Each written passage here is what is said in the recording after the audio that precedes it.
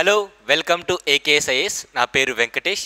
Daily burning ఇష్యూస్లో భాగంగా ఈరోజు the most important topic, భారతదేశం మొత్తం మీద కూడా చర్చిస్తున్నటువంటి అంశం ఏమిటి అంటే ఈడీ కేస్ అనేది కవిత గారిపైన నమోదు చేసి అరెస్ట్ కూడా చేయడం జరిగింది.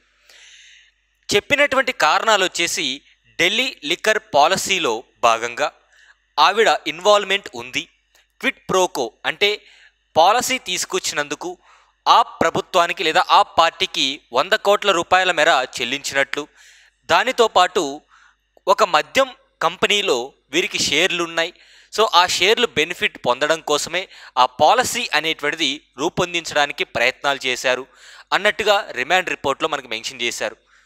ఓవరాల్గా ఒక 2 రోజుల క్రితం ఎమ్మెల్సీ కవిత గారిని ఈడీ హైదరాబాదులో అరెస్ట్ చేశారు. అరెస్ట్ చేయడమే కాదు, ఢిల్లీకి తీసుకువెళ్ళడం జరిగింది. ఇక్కడ సర్వత్రా వచ్చినటువంటి చర్చ ఏమిటంటే ఒక వ్యక్తిని హైదరాబాదులో అరెస్ట్ చేసి ఢిల్లీకి తీసుకెళ్ళాలి అంటే ట్రాన్సిట్ పర్మిషన్ ఉందా అన్నట్టుగా ప్రశ్నలు లేవనెత్తారు. వాటికి సంబంధించిన అంశాలు, ఆన్సర్స్ కూడా ఈ సెషన్లో మీరు చూడొచ్చు. అండ్ కవిత గారు నిజంగా ఈ స్కామ్లో ఉన్నట్టయితే, ఆవిడ పాత్ర ఉంటే ఎలాంటి శిక్ష పడే అవకాశం ఉంటుంది, కవిత గారితో పాటు మిగతా వ్యక్తులు ఎవరు ఈ కేసులో ఇన్వాల్వ్ అయి ఉన్నారు, అదేవిధంగా ఈ ఢిల్లీ లిక్కర్ పాలసీ అనాలా లేదా ఢిల్లీ లిక్కర్ స్కామ్ అనాలా, ఆ పాలసీ రూపొందించడంలోనే ఈ క్విడ్ ప్రోకో అంటే మాకు ఈ బెనిఫిట్ చేయండి, మీకు ఇంత డబ్బులు ఇస్తాము, ఇలా 1-to-1 బెనిఫిట్ పొందడంలో భాగంగా ఈ పాలసీ రూపొందించడం జరిగింది. సాధారణంగా లిక్వర్ అనేటువంటి దాన్ని అంటే మద్యం సేవించడం ఆరోగ్యానికి హానికరం కాబట్టి ప్రభుత్వాలు కూడా ప్రజలు సేవించేటువంటి మద్యం పట్ల చాలా స్ట్రిక్ట్గా వ్యవహరించాలి. దానితో పాటు పాలసీస్ తీసుకొచ్చి మద్యం సేవించేటువంటి అంశాన్ని తగ్గించేటువంటి ప్రయత్నం చేయాలి. విద్య, వైద్యం, అదేవిధంగా కొన్ని అంశాల్లో ఢిల్లీ ప్రభుత్వం అనేది మిగతా రాష్ట్రాలతో పోటీ పడుతూ ముందంచెలో లేదా ముందు వరుసలో ఉంది. అలాంటి ఢిల్లీ ప్రభుత్వం ఈ లిక్కర్ స్కామ్ చేసింది లేదా ఈ లిక్కర్ పాలసీ రూపొందించి కొంతమంది ప్రైవేట్ వ్యక్తులకి లేదంటే కొంతమంది హై ప్రొఫైల్ వ్యక్తులకి లాభం చేకూర్చే విధంగా ఈ యొక్క స్కామ్ అనేటువంటి లేదా ఈ యొక్క పాలసీ రూపొందించింది అంటే నిజంగా ఆశ్చర్యపోవాలి. ఎందుకంటే కోవిడ్ సమయంలో 2021 సెప్టెంబర్ మంత్లో ఢిల్లీ ప్రభుత్వం నూతన లిక్వర్ పాలసీ అనేది తీసుకొచ్చి ఈ పాలసీలో ప్రైవేట్ వ్యక్తులకి అంటే ఈ యొక్క మద్యం అమ్మేటువంటి వ్యక్తులకి ఎక్కువగా లాభం చేకూర్చే విధంగా ఈ పాలసీలో కొన్ని అంశాలు ఉన్నాయి. ఉదాహరణకి ఎంత రేట్లైనా పెంచవచ్చు, అదేవిధంగా అర్ధరాత్రి 3 గంటల వరకు కూడా మద్యం సేల్ చేసుకోవచ్చు, ఎంత ఆఫర్లైనా ఇవ్వచ్చు. సో ఇలాంటి అంశాలనేవి ఒక వ్యాపారస్తుడికి ఉపయోగపడే విధంగా ఆ యొక్క పాలసీ రూపొందించడం జరిగింది. మరి ఇక్కడ వ్యాపారస్తులు అనగానే నిజంగా ఎమ్మెల్సీ కవిత గారు కావచ్చు, లేదంటే ఇతర రాజకీయ నాయకులు ఎవరైతే ఈ కేసులో ఇన్వాల్వ్ అయ్యారో వారు ఏమైనా డైరెక్ట్గా లిక్కర్ కంపెనీస్ పెట్టారా అంటే లేదు. అసలు అంశం ఏం జరిగిందంటే ఈ లిక్వర్ పాలసీ రూపొందించడంలో కవిత గారికి సంబంధించినటువంటి కొంతమంది వ్యక్తులు కీలక పాత్ర పోషించడం జరిగింది. అసలు ఈ కేసు అనేది ఎలా బయటపడింది? ఢిల్లీలో సువేందు వర్మ అనేటువంటి ఒక ఎంపీ చేసినటువంటి ఆరోపణల మేరకు Delhi lieutenant governor CBI enquiry వేయడం జరిగింది.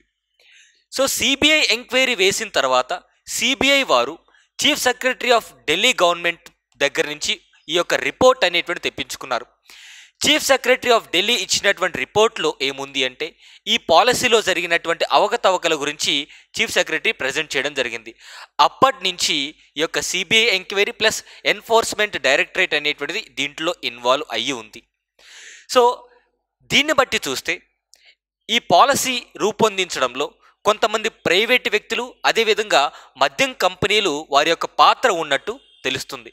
వారి యొక్క పాత్ర ఏ విధంగా ఉంది, ఏ కంపెనీ అనేది దీంట్లో ఇన్వాల్వ్ అయ్యింది, అసలు ఈ నిజాలు ఎలా బయటికి తీశారు అంటే ఆమ్ ఆద్మీ పార్టీకి సంబంధించినటువంటి ఐటీ సెల్ విభాగానికి ఉన్నటువంటి వ్యక్తి, ఆమ్ ఆద్మీ పార్టీకి సంబంధించినటువంటి కీలకమైనటువంటి నేత విజయ్ నాయర్, అదేవిధంగా సమీర్ మహేంద్రు అనేటువంటి వ్యక్తి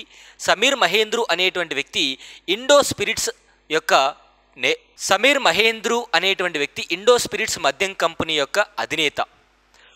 ఆయన కంపెనీలో సౌత్ గ్రూప్కి సంబంధించినటువంటి కొంతమంది వ్యక్తులు 30% వాటా కావాలి అని చెప్పేసి అడగడం జరిగింది.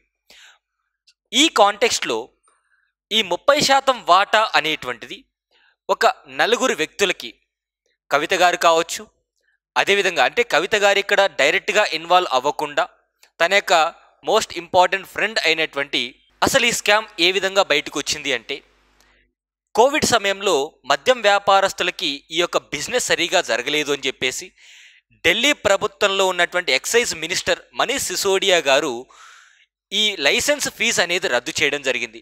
144 కోట్ల రూపాయల లైసెన్స్ ఫీజు అనేది అటు క్యాబినెట్ ఆమోదం లేకుండా అండ్ లెఫ్టినెంట్ గవర్నర్ యొక్క ఆమోదం లేకుండా సొంతంగానే ఒక మినిస్టర్ హోదాలో 144 కోట్ల రూపాయల లైసెన్స్ ఫీజు అనేది రద్దు చేయడం జరిగింది ఈ యొక్క వ్యాపారస్తులకి. అంతేకాకుండా ఎవరైతే లైసెన్స్ ఫీజు ఆల్రెడీ పే చేశారో 30 కోట్ల రూపాయల మేరకు అది తిరిగి వెనక్కి ఇచ్చేయడం జరిగింది. అంటే 174 కోట్ల రూపాయల స్కామ్ ఇక్కడ జరిగినట్టు ఈడీ గుర్తించిన తర్వాత ఈ యొక్క ఇన్వెస్టిగేషన్ని వేగవంతం చేసి మనీష్ సిసోడియా గారిని గత సంవత్సరం అరెస్ట్ కూడా చేయడం జరిగింది. అండ్ పలుమార్లు ఢిల్లీ చీఫ్ మినిస్టర్ కేజ్రీవాల్కి కూడా ఈ యొక్క సమన్లు పంపించడం జరిగింది. ఈ కాంటెక్స్ట్లో సౌత్ గ్రూప్లో భాగంగా ఉన్నటువంటి ఎమ్మెల్సీ కవిత గారు కావచ్చు, లేదంటే ఆవిడ తరపున ఉన్నటువంటి బినామీ ఎవరైతే ఉంటారో వారి పేర్లు బయటికి రావడం అసలు కారణం ఏమిటి అంటే, విజయ్ నాయర్ అనేటువంటి వ్యక్తి ఆప్ ఐటీ సెల్కి సంబంధించినటువంటి వ్యక్తి. ఆయనతో క్విట్ ప్రోకో అనేటువంటిది మాట్లాడుకున్నట్టు ఈడీ రిపోర్ట్లో మనకి మెన్షన్ చేశారు. ఆప్ నేత అయినటువంటి విజయ్ నాయర్ సలహా మేరకు సమీర్ మహేంద్రు అనేటువంటి వ్యక్తి ఇండో స్పిరిట్స్ మద్యం కంపెనీకి సంబంధించినటువంటి వ్యక్తితో ఈ యొక్క మంతనాలు జరిపారు. అసలు ఏం జరిగింది అంటే, ఇండో స్పిరిట్స్ చైర్మన్ అయినటువంటి సమీర్ మహేంద్రుతో విజయ్ నాయర్, ఆప్ ఐటీ సెల్ అధినేత అయినటువంటి Vijay Nair Indo spirits chairman, ఈ యొక్క ఇండో స్పిరిట్స్ మద్యం కంపెనీకి చైర్మన్ అయినటువంటి వ్యక్తి సమీర్ మహేంద్రుతో సౌత్ గ్రూప్ని పరిచయం చేయడం జరిగింది. సౌత్ గ్రూప్ వాళ్ళు మీ యొక్క ఇండో స్పిరిట్స్లో వాటా అనేది కోరుకుంటున్నారు, ఇన్వెస్ట్ చేయడానికి ఆసక్తి చూపుతున్నారు అన్నట్టుగా వారిద్దరిని కూడా జాయిన్ చేయడం జరిగింది. ఈ కాంటెక్స్ట్లో అసలు ఇండో స్పిరిట్స్కి సంబంధించినటువంటి బిజినెస్ షేర్ ఏ విధంగా ఉంది అంటే, ఢిల్లీలో 30% మద్యం అమ్మకాలు అనేవి ఈ యొక్క ఇండో స్పిరిట్స్ కంట్రోల్లోనే ఉంటాయి.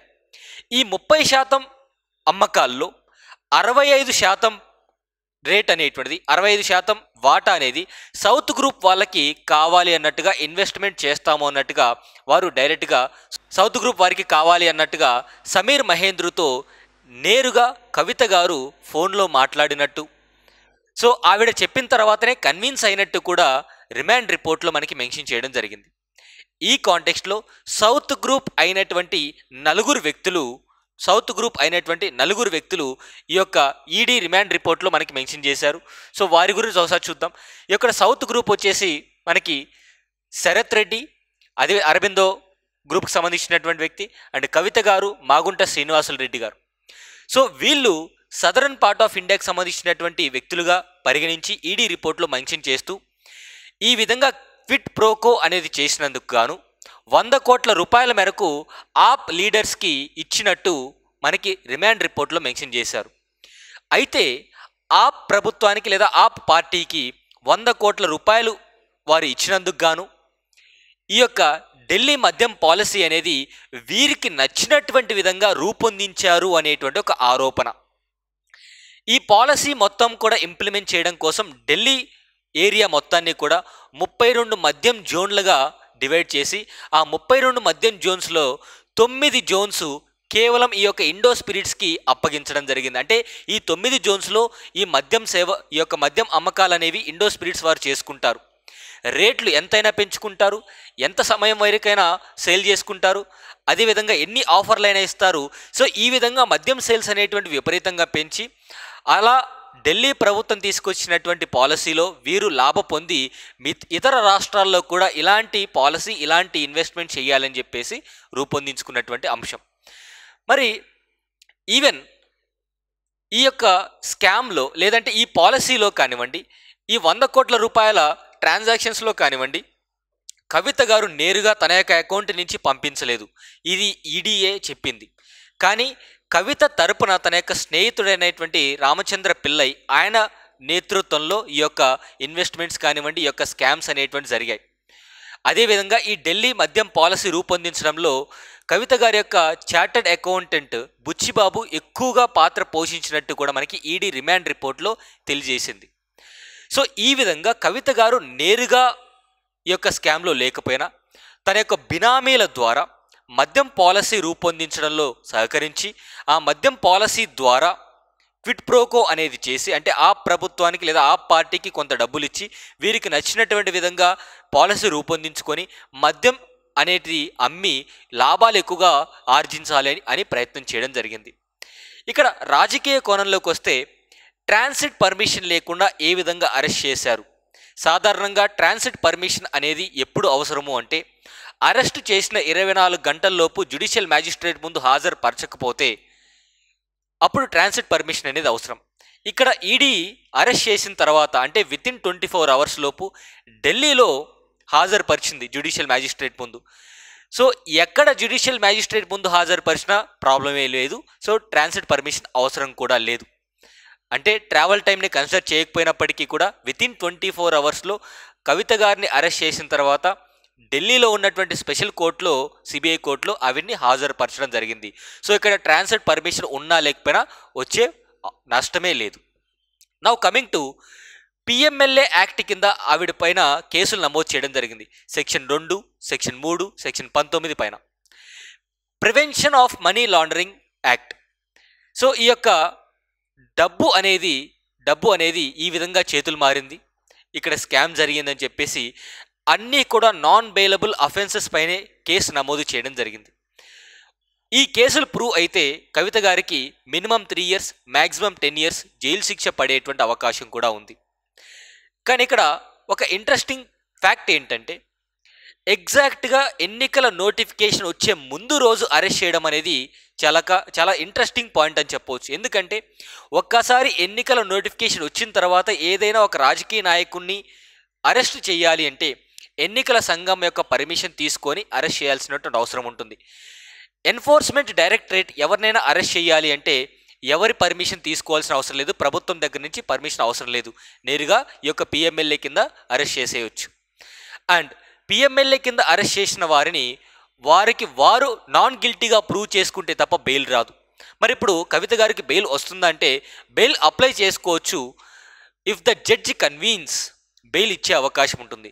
జడ్జి కన్విన్స్ అవ్వకపోతే బెయిల్ ఇచ్చేటువంటి అవకాశం కూడా లేదు. అదేవిధంగా ఈడీ తన యొక్క రిమాండ్ రిపోర్ట్లో మరొక కీలకమైనటువంటి అంశం ఏం మెన్షన్ చేసింది అంటే కవిత గారు విచారణకి సహకరించట్లేదు అని చెప్పేసి, అదేవిధంగా ఆవిడ దగ్గర ఉన్నటువంటి సెల్ ఫోన్ల డేటా మొత్తం కూడా ఎరేజ్ చేసినట్టు, ఆ సెల్ ఫోన్ల యొక్క అంశం మొత్తం కూడా ధ్వంసం చేసినట్టు కూడా రిమాండ్ రిపోర్ట్లో మనకి మెన్షన్ చేశారు. ఓవరాల్గా ఈ ఢిల్లీ లిక్కర్ పాలసీలో భాగంగా ప్రభుత్వం ఏదైతే తీసుకొచ్చినటువంటి పాలసీలో వెనకాల ఉండి వీరి యొక్క లాభాల కోసం ఏదైతే అడ్వాంటేజ్గా తీసుకొని ఆ పాలసీకి వీరికి నచ్చినటువంటి విధంగా రూపొందించుకున్నారో దానికోసం ఆ ప్రభుత్వానికి లేదా ఆ పార్టీకి డబ్బులు చెల్లించినట్టు ఈడీ ఆరోపించింది. అదేవిధంగా ఆ డబ్బులు ట్రాన్సాక్షన్ అయినట్టు కూడా మనకి తెలుస్తుంది. సో నేరుగా కవిత గారు దీంట్లో ఇన్వాల్వ్ అవనప్పటికీ కూడా ఆవిడ పాత్ర ఇండైరెక్ట్గా ఉంది అని చెప్పేసి ఈడీ నమ్ముతూ ఈ యొక్క కేసులన్నీ కూడా బనాయించడం జరిగింది. వేచి చూద్దాం ఏం జరుగుతుందో. Thank you so much.